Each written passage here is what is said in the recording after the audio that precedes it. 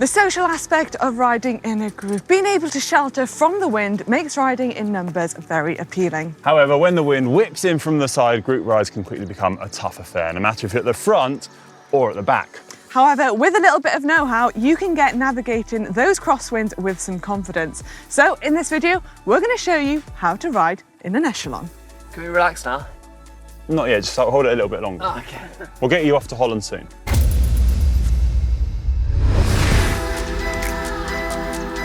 An echelon is a long line of riders sharing the workload on the front when riding in a group. We see it a lot in pro races, particularly on the wide open roads of Northern Europe. Once an echelon forms, it will take the pattern of a diagonal line across the road, following the direction of a crosswind, and riders will move through, constantly alternating at the front to cut through the wind and keep the pace high, with those not on the front sheltered from side winds behind other riders. This is something we see in nature too.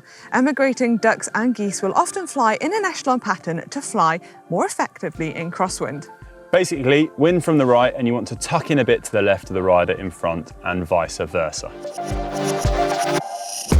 Okay, look at everyone now. They're all in the gutter. Hank is being a big silly Billy, taking everyone there, and they're getting no shelter because the wind is whistling in here from the side, blowing everyone there. They're not getting any shelter riding behind the rider in front. So this is what they need to do. So as you can see, Hank has moved to the other side of the road, giving everybody behind him some shelter as they sit on each other's hips. Now the problem is that at the moment, Hank is still doing all the work, so he's eventually going to tire. The group still needs to rotate. So what needs to happen now is that Hank needs to soft pedal a little bit and move back through the group to get some shelter. And this is how an echelon really works. So now we've got two lines and everybody's going to be rotating through, being sheltered from the wind.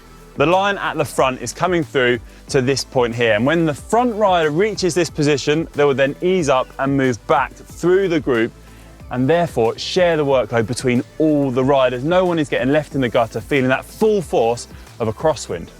As you complete your turn on the front, you want to ease up, allowing the next rider to come through, and then you want to tuck in and shelter behind them. And this is where it can get quite tricky. What you want to do is look out for the last rider. You don't want to obviously ride into them because this is called a crash. It's quite difficult because it's a diagonal line and you can't quite tell where anyone is. So it helps if that last rider shouts, simply says, I'm done, I've done my turn, then you know there's no one behind you. Once this has happened, you can then slot in behind that rider as it moves through and be really careful not to overlap wheels. Remember, this is a crosswind and the wind can be gusting, so that can move the riders in quite an irregular pattern.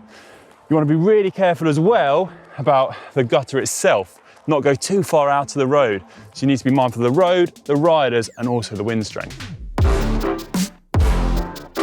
Now in Holland, where crosswinds are really commonplace due to the open nature of the roads, you often see echelons. Now I was always told that this position here at the back was, the terminology to describe it is the gatekeeper. So they kind of decide who would be allowed in the echelon in the first place. So they try and keep their own teammates in and try and kind of push their competitors out. And that's why you see kind of 5 or 6 echelons on the road, and it'd be really hard to jump between one or the other because first you have to do a big effort to get from the echelon behind you, and then to get in the echelon at the front, you might not even be allowed in because this rider here would kick you out the back. In echelon riding, the group is way more efficient than a single rider on their own. So even though you might find it easy in the group, if you try and attack, you'll soon feel that wind and the group will slowly claw you back. Remember, you're trying to do all the watts and the power yourself, whereas they're sharing the effort. I'm sorry guys, I'm done. Oh. So those were some of our best ways on how to ride in a crosswind. Let us know your ways that you survived the wind. And have you ever tried to start an echelon yourself? Let us know down in the comments section below. And if you did enjoy this video, please give it a big thumbs up. Thanks for watching all. Bye.